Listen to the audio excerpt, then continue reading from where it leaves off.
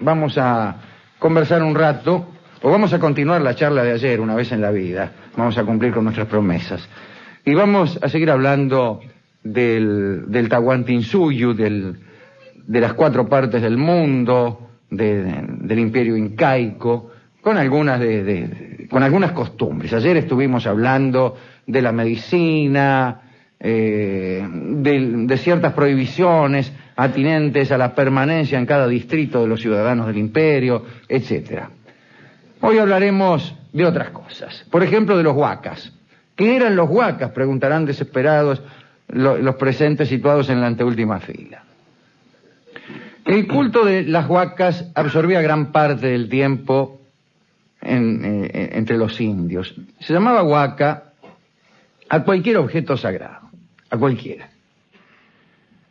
Cuando uno lee las crónicas de los españoles de la conquista, el sentido de esta palabra resulta poco preciso, justamente porque quería decir muchas cosas.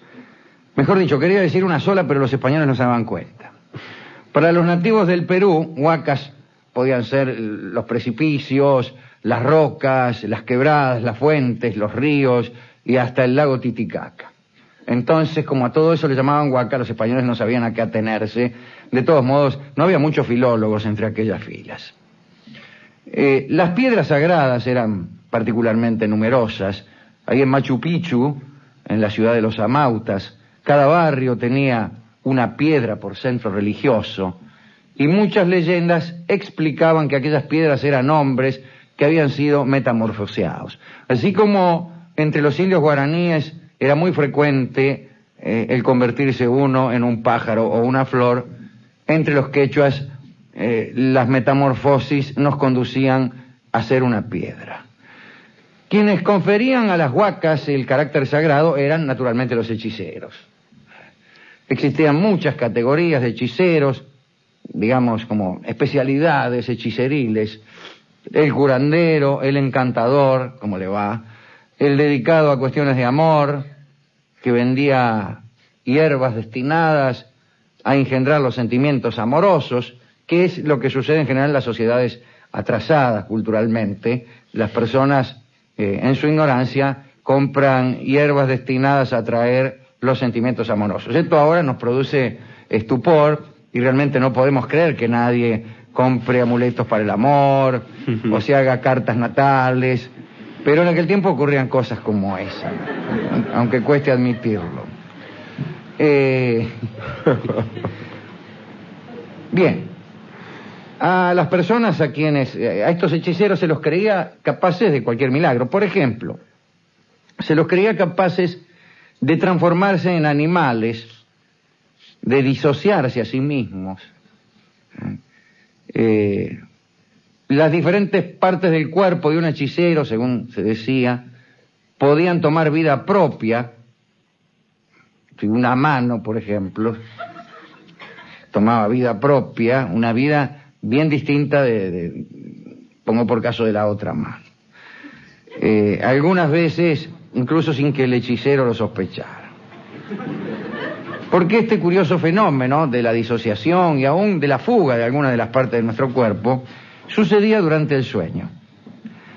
Para los incas, el hechicero podía enviar su propia cabeza donde lo deseara.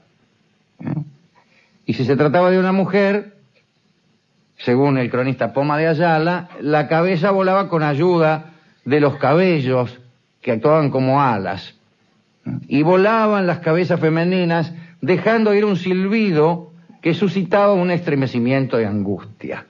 Cuando un quechua se estremecía de angustia, sabía que muy cerca pasaba volando la cabeza de una mujer. En cambio, si se trataba de la cabeza de un hombre, ante la ausencia de cabelleras adecuadas, la cabeza procedía a saltos, haciendo un ruido seco y rítmico, llamado, como hemos visto, gracias al uso de las onomatopeyas que eran tan frecuentes en aquella lengua, se llamaba, tac-tac. Cuando usted oía el tac-tac, ya sabía que la cabeza que pasaba volando cerca era la de un hombre. Y cuando usted oía el silbido angustiante y el tac-tac al mismo tiempo, era una parejita de cabezas voladas. Existe una leyenda que cuenta la historia de un indio llamado Quilla Capac, que sin saberlo se había casado con una hechicera. Es decir, él sabía que se había casado, pero no que su mujer era una hechicera. No es que ignorara por completo el hecho, lo conocía por la mitad. Bueno, y una noche advirtió que solamente, estaba en la catrera el tipo, y advirtió que solamente el cuerpo de la mujer estaba durmiendo allí, y que la cabeza no estaba. Se dio vuelta por ahí, se despertó en medio de la noche y vio a su mujer sin cabeza, durmiendo ahí, lo cual le ocasionó un gran estupor y un gran temor. Pero no sabiendo qué hacer y temiendo que entrase alguien, no me puedo explicar quién, el caso es que el hombre puso una serie de mantas sobre el cuerpo de la mujer, lo ocultó incluso de su propia vista, ya que es probable que le diera una gran angustia ver a su mujer descabezada. Pero la cabeza de esta señora volvió, regresó de sus vuelos nocturnos y como no encontró su cuerpo, no supo dónde posarse y no encontró mejor idea que colocarse sobre la espalda del marido, que se convirtió en un ser bicéfalo. Y así vivió hasta el fin de sus días, llevando la cabeza de su mujer sobre la espalda. Cosa que es muy... es también muy angustiante. Como debía saber usted, Rolón. Sí, claro. Porque seguramente los pacientes, aquellos de sus pacientes que tienen la desgracia de llevar sobre su espalda la cabeza de su mujer, vendrán y le contarán historias acerca de angustias infinitas. También se cita la historia del cusqueño, o sea, un habitante del ombligo del mundo, que entró durante la noche en casa de un vecino para pedirle un remedio y encontró un cuerpo sin cabeza tirado en el suelo. No supo de quién era porque al vecino lo conocía de cara, ¿no? Sí. Uno, por lo general, la gente vio, la identifica. Vaya a saber, No siempre. Dice que no había una gota de sangre que llevara a pensar en una decapitación. Poco después oyó el tac-tac característico del vuelo de la cabeza y salió rajando. Cuando el hechicero no conseguía remediar el mal de alguna persona mediante hierbas u horribles ungüentos, como vimos ayer, recurría a una especie de hipnosis. Se colocaba frente al enfermo, lo miraba fijamente, recitaba oraciones, lanzaba imprecaciones contra el mal, pasaba las manos por todo el cuerpo del perjudicado para tomar, decía, los fluidos malignos, y finalmente se sacudía violentamente las manos para desprender lo que ellas habían logrado captar, para librarse él mismo de los males capturados. La más temible de las operaciones mágicas era el encantamiento. Solo tenía fines maléficos, nadie te encantaba para hacerte un bien. Comenzaba por la identificación de la víctima con un objeto que la representara, generalmente una muñeca de trapo. El objeto debía contener pertenencias bajas de la víctima, por decirlo así. Quiero decir, pedazos de uñas o excrementos. No siempre es sencillo hacerse de tales pertenencias, porque no está bien visto la solicitud de estas emisiones humanas. Como en los ritos vudú, después de las plegarias y las conjuras, el hechicero tomaba algunas espinas, en ausencia de alfileres, y pinchaba el objeto. Una vez terminadas estas operaciones, el hechicero se las tomaba y, sin volver la cabeza, debía esconder la muñeca, en caso de que llevara la cabeza en ese momento, debía esconder la muñeca en casa de la víctima. Si no, la colocaba en un lugar donde aquella tenía la costumbre de pasar. Un último detalle que hacía a la vida de los hechiceros eran los encargados de los sacrificios humanos. Hay que decir que el imperio de los incas no acostumbraba a hacer sacrificios humanos en grado tan enorme como el de los aztecas, que por cierto creía que el universo se movía con un combustible y que este combustible era la sangre humana. Hemos hablado 1000 veces de las costumbres guerreras de los aztecas, que eran muy curiosas. Más se cuidaban de tomar prisioneros que no de matar enemigos, a los efectos de inyectar vida a un universo precario que cada tanto era destruido. Como en las cosmogonías de los incas no figuraban estos incisos, pues rara vez sacrificaban. Pero cuando lo hacían, los que se encargaban de este mejunje eran los hechiceros. En grandes ocasiones o en casos excepcionales eran destinados a la muerte algunos jóvenes. Se elegían los más bellos, se los alimentaba bien, se los emborrachaba con chicha, o si no se los anestesiaba haciéndoles absorber dosis excesivas de coca. Después se les hacía dar 2 o 3 vueltas alrededor del huaca o ídolo elegido y se los estrangulaba redondamente.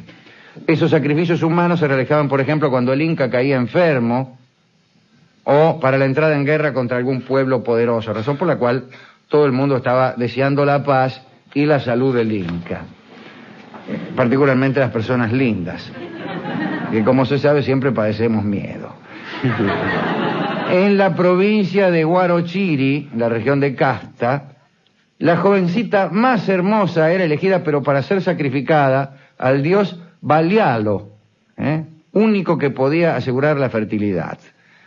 El día indicado por los sacerdotes, pues los habitantes vestían ropas de fiesta, iban cantando y bailando hacia una quebrada donde se ponían que vivía el dios Balialo. El camino sobre el cual pasaba la víctima era tapizado con flores, y después la jovencita se precipitaba por sí misma, se tiraba al abismo. Hay que decir que un animal, la llama, impidió que aquella horrible práctica se hiciera frecuente. Esto está mal escrito, naturalmente. No fue la llama que vino a interceder por la suerte de los elegidos para el sacrificio. En algún punto de las civilizaciones, especialmente cuando los sacrificios no están tan relacionados con la supervivencia del universo, tiende siempre a aparecer el reemplazo. En la antigua Roma, los primeros años de su historia, hubo algunos sacrificios humanos que muy pronto fueron reemplazados por asesinatos de muñecos. Arrojaban muñecos al Tíber. Y en casi todas las religiones, en algún punto, aparece la conveniencia de sacrificar animales. Así que no fue la llama la que hizo esfuerzo alguno. Por el contrario, de haber sabido lo que le esperaba, es probable que se hubiera puesto enérgicamente a esta sustitución, alegando que los dioses estarían más complacidos con una bella jovencita que no con una llama, como, salvo algunas excepciones, solía ocurrir entre los indios.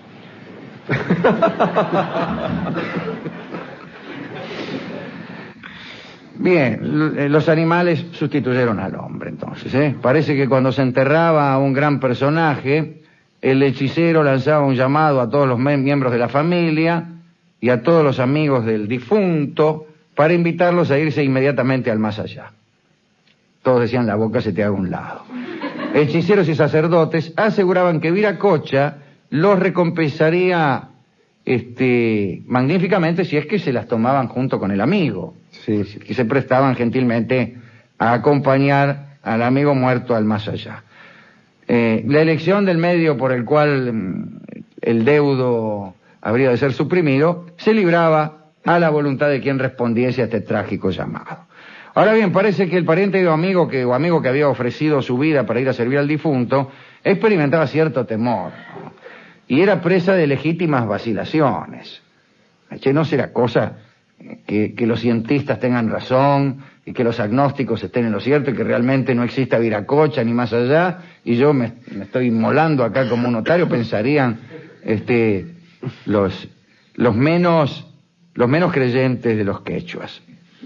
Pero el voluntario dubitativo exponía las razones que tenía para no llevar a cabo su deseo de abandonar esta vida, y los hechiceros, si tenía suerte, le otorgaban una conmutación de sacrificios y aceptaban llamas en lugar de hombres.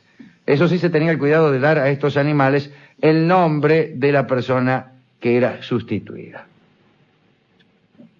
Si te llamaba Juan, a la llama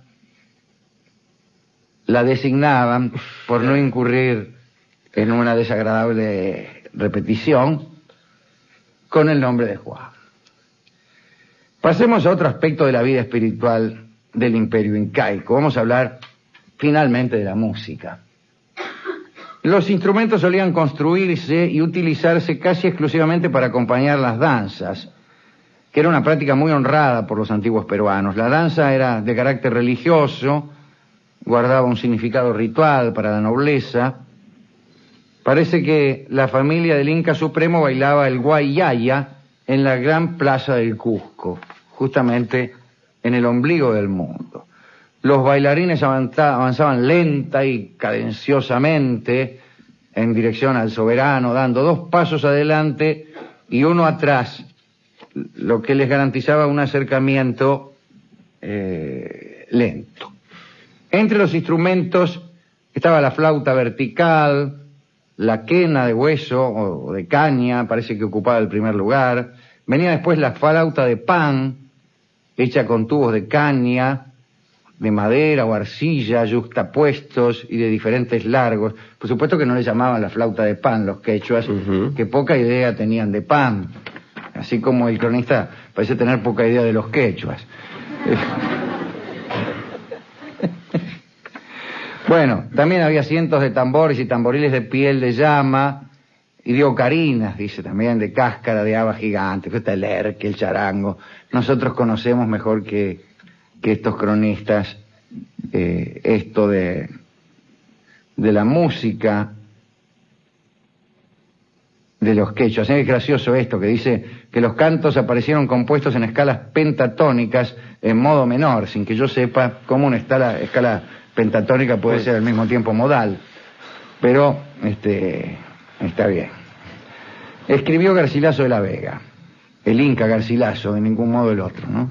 Uno queda confundido ante la imaginación, uno queda confundido ante la imaginación que sabe, con medios rudimentarios, expresar con tal fuerza los grandes movimientos del alma. No es una brillante frase de Garcilaso de la Vega, ni uno alcanzaría a reconocer la música del altiplano a la lectura de esa frase. Ni creo que música alguna pueda ser descrita mediante frases laudatorias. El caso es que esa música se puede oír todavía. O hijas o nietas de aquellas músicas se pueden oír todavía. ¿A quién podemos dedicar esta segunda parte de nuestra visita al imperio de los incas? Bueno, a mí me gustan los hechiceros. Los hechiceros y particularmente aquellos que tenían por costumbre dejar que su cabeza volase durante la noche. Me dirá algún poeta amante de las alegorías fáciles, es decir, algún mal poeta, que dejar volar la cabeza es, después de todo, una actividad poética. ¿Qué otra cosa hace uno que dejar que la cabeza vuele mientras el cuerpo permanece en tierra? Ancla es el cuerpo y paloma la cabeza, etcétera, etcétera. Otros aludirán que después de todo, si hablamos en lenguaje poético, ya que no médico, no es la cabeza el lugar del cuerpo más adecuado para ir a buscar poesía, sino más bien el corazón. Y entonces aludirán algunos hechiceros que dejaban escapar el corazón, y entonces la conversación entrará en el terreno estúpido de la discusión científica de metáforas y alegorías. De todos modos, a pesar de esta gente que se ubica en la tercera y cuarta fila, nosotros vamos a dedicar esto a los hechiceros que dejaban volar su cabeza. Al marido sorprendido, Alejandro. Al marido sorprendido por la ausencia de cabeza de la mujer. Inexplicablemente sorprendido, diría yo. Sí.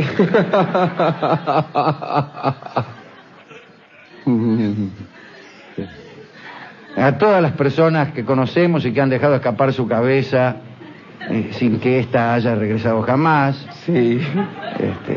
etcétera. ¿Y con qué ilustraremos esta recordación de algunas costumbres quechuas? Pues ya que de cabezas hablamos, y siendo hoy el día en que se recuerda a Carlos Gardel, dejaremos que el mago cante por una cabeza mientras se oye el silbido angustiante de las cabezas femeninas en vuelo y el trac-trac de los saltos de las cabezas de los hombres.